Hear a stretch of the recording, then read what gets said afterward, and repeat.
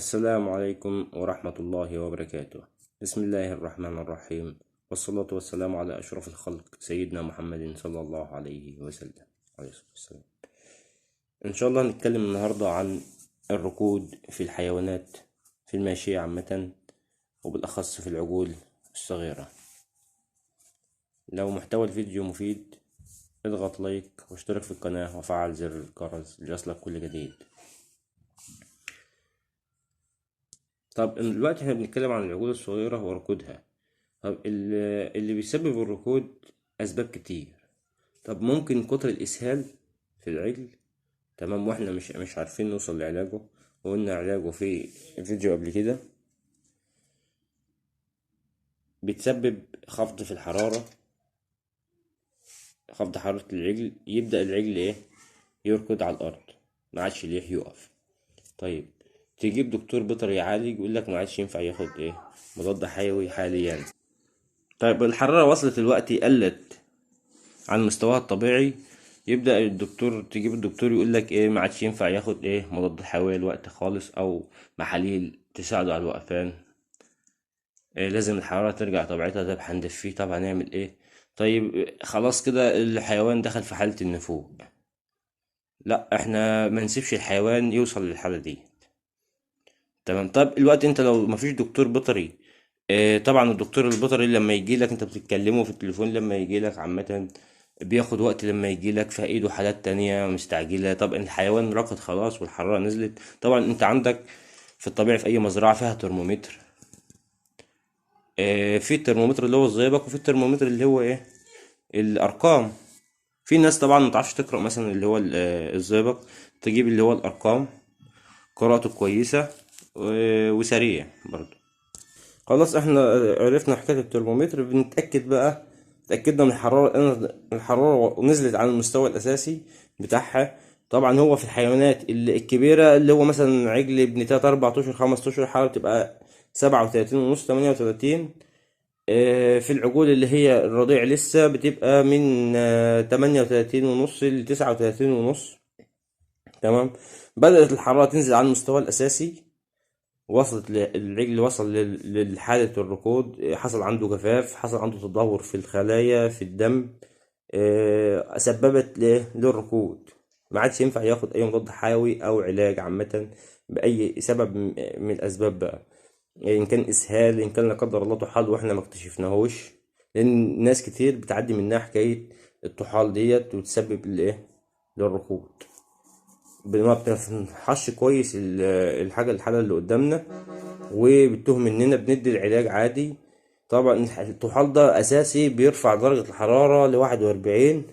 بتدي انت علاج وما بتديش دواء الطحال، بتبدأ بقى بعد كده خلاص العجل حرارته نزلت، فاق معاك يوم، بيبدأ بعد كده الحرارة تنزل تدريجيا. خلال يومين بيكون العجل في حالة ركود، يركض ما يكملش ساعة او اتنين يبدأ في حالة الموت او النفوق. طيب احنا في حالة الركود، أي سبب من الأسباب بقى، إن كان إسهال، إن كان لا قدر الله طحال، بنبدأ ندي. إن كان طحال بندي اللي هو الإميزول. الإميزول المصري عادي كويس، سعره كويس، بندي 2.5 سنتي للمية، يعني بياخد 2 سنتي ونص لل100 كيلو. العجل 50 كيلو بياخد سنتي وربع أو سنتي عادي، زي 100 كيلو عدى 50 كيلو بياخد ال2 سنتي.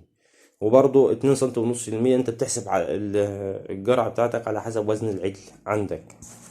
وندي معاه المضاد الحيوي اللازم ومضاد الالتهابات، ونبدأ نعمل في حالة الركود وحالة نقص درجة الحرارة لازم ننقل دم. في دكاترة كتير يقول لك يا عم انا ما بنقلش دم، انا مانيش فاضي.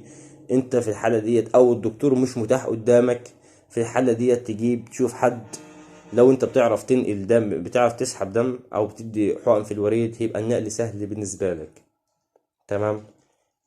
ما بتعرفش، يبقى تشوف حد من جيرانك، اصحاب مزرعة او اي حد بيعرف يدي عامة في الوريد تجيبه. ولو الافضل يبقوا اتنين. بتجيب عجل كويس نفس الشكل، او تجيب بقرة كويسة نفس الشكل، مقربة لشكلها نفس الشعرة، وتبدأ تجيب اكبر سرنجة متاحة قدامك، اكبر سرنجة متاحة قدامك من الصيدليات البشري. تبدأ تربط العجلة، طبعا البقرة اللي انت هتجيبها او العجل كويس، يبدأ واحد يتحكم فيها عشان هيبقى نقل الدم بسرعة عشان ما يتجلطش.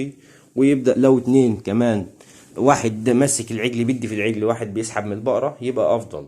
السن ما يتخلعش، زي ما قلنا ان السن ما يتخلعش من البقرة او من العجل. احنا بنخلع بس اللي هو السرنجة من البقرة او من العجل في حالة الاتنين لما يكونوا بينقلهم. دي طبعا اسرع، ومفيش دم بينزل من عرق البقرة عن طريق السن على الارض او من العجل على الارض تاني، لان السرنجة طبعا ما بتتخلعش عشان ما نغزش في العجل كتير. بنبدأ ننقل حوالي نص رتل زي ما قلنا، على حسب برضو حجم العجل. تمام، يعني لو عجل رضيع نص رتل يبقى كويس ليه. عجل اكبر شوية رتل. ما شاء الله انت دوبك بتخلص نقل الدم، ما شاء الله تلاقي العجل بدأ يبدأ حيويته ترد فيه. اللي ما كانش لايح يتحرك او يهز دماغه وفي حالة نفوق لا قدر الله، طبعا ده كل ده بفضل ربنا سبحانه وتعالى، بيبدأ العجل ينشط تاني ويقف. طبعا انت بتبقى اديت له المضاد الحيوي بتاعه، ان كان في حالة الاسهال بقى بتدوله المضاد الحيوي والمضاد الالتهابات وكده.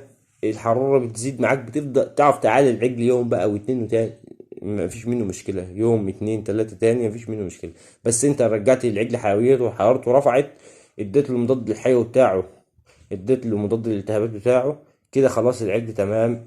تيجي تبص على العجل تلاقي ما شاء الله واقف معاه. الناس اصحاب المزارع بينفع عندهم عجول كتير بسبب ان الحرارة بتنزل، ويقول لك خلاص هو الحرارة رفع، هو هيدفى منين تاني؟ انت مهما تدفي فيه الخلايا اللي عنده اتدمرت، كرات الدم البيضاء والحمراء اتدمرت خلاص. ما عادش فيه الدم نفسه اللي في العجل الراكد ده بقى مية، بقى مية. مهما تعمل ما هوش راجع لأصله. طيب في حالات تانية بتبقى كبيرة، في حالة ركود تمام بس حرارتها كويسة، دي ممكن تعالجها، بتتعالج واحدة واحدة برضو، ودي إن شاء الله هنتكلم عنه بالفيديو القادم بإذن الله. السلام عليكم ورحمة الله وبركاته.